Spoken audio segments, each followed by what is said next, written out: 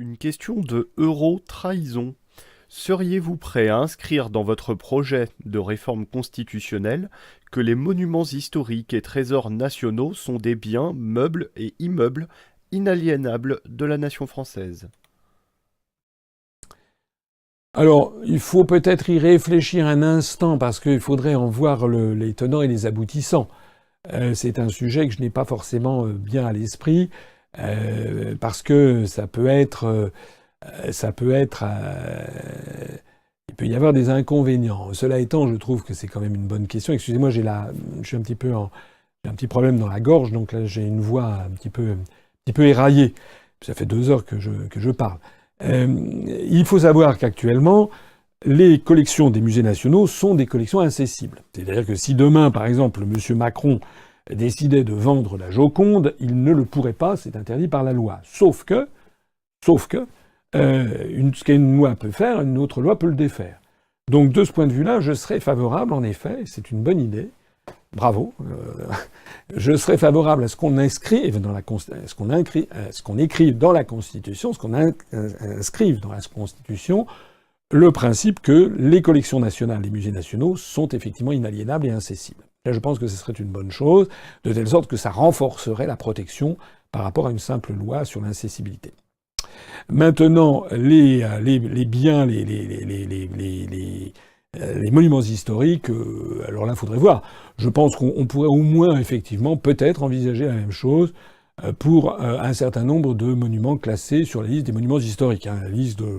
Je rappelle que c'est à partir du milieu du XIXe siècle, avec Prosper Mérimée, l'auteur du roman qui se passe en Corse, qui s'appelle Colomba. Prosper Mérimée a été le premier inspecteur général des monuments historiques en France. On est sous Louis-Philippe, on est à une période où on commence à réfléchir à ce que c'est qu'un monument historique. Avant, on n'y pensait pas. Et donc, Prosper Mérimée, en 1840, dresse une liste des 100 et quelques premiers monuments historiques de France. Depuis lors, on a eu beaucoup plus de monuments historiques. Je ne suis pas sûr qu'on peut inscrire tous les monuments historiques dans ça. Il faudrait qu'il y ait peut-être, en effet, des monuments qui puissent être mentionnés. Ce qui est vrai, c'est que ça risque... On peut pas le faire pour tout. Pourquoi ? Parce que autant le château de Versailles, par exemple, ou bien le Mont-Saint-Michel, ou le château de Chambord, ou la Sainte-Chapelle, on pourrait les inscrire sans problème sur une liste d'incessibilité qui serait garantie par la Constitution.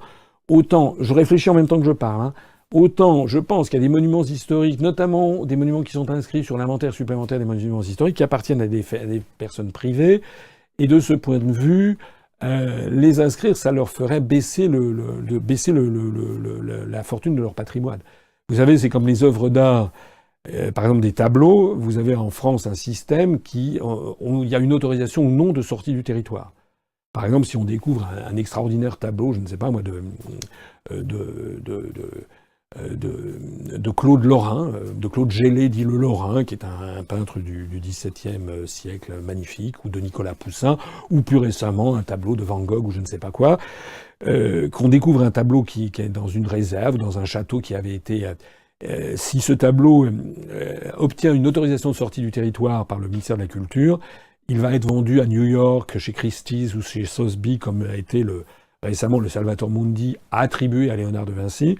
Et là, il va faire des fortunes. Il va se vendre plusieurs millions, voire plusieurs dizaines, voire peut-être même plusieurs centaines de millions de dollars. En revanche, si c'est un Van Gogh, en revanche, si c'est interdiction de sortie du territoire, il ne se vendra que quelques millions de dollars.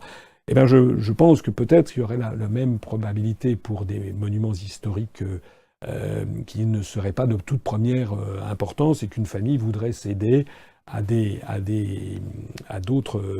intérêts étrangers. Je pense qu'il faut réfléchir. En tout cas, c'est vraiment une bonne idée. Ça me stimule. D'ailleurs, on va avoir une commission culture. Peut-être que la personne qui a posé ces questions ferait bien de se manifester, peut écrire, se faire connaître pour savoir qui est, et participer à cette commission. Je trouve qu'il y a quelque chose de stimulant derrière. Pour avoir une réflexion là-dessus, on pourrait aussi imaginer, par exemple, qu'il y ait la nécessité d'une réciprocité. Ce qui est totalement anormal dans le monde d'aujourd'hui, c'est qu'il n'y ait pas de réciprocité. C'est-à-dire que, par exemple, le Qatar peut acheter des biens immobiliers en France, des hôtels particuliers, et l'inverse n'est pas vrai au Qatar. Ça n'est pas normal. Ça n'est absolument pas normal. à mon sens en tout cas.